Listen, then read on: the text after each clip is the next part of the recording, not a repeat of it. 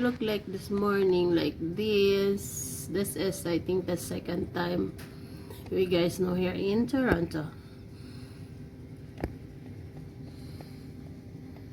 Still snowing.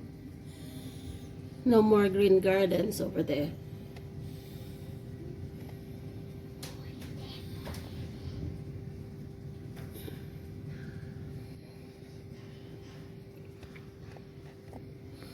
So guys, naka-lockdown na naman kami. Ayan lang ang aking small backyard.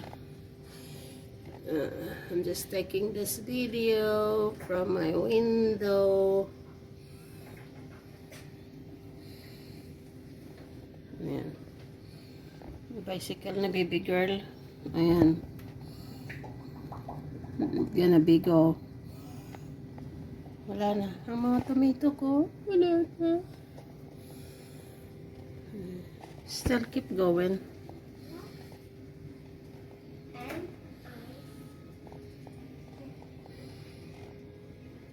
Ayan, white Christmas tree with full of snow. It's not that bad anyway.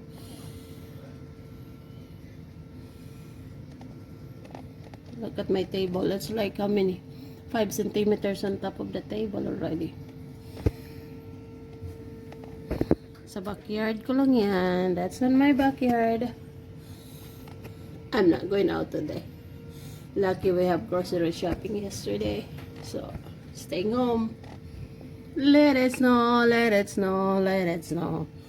Yeah, yan ang aming kapaligiran sa likod ng bakod.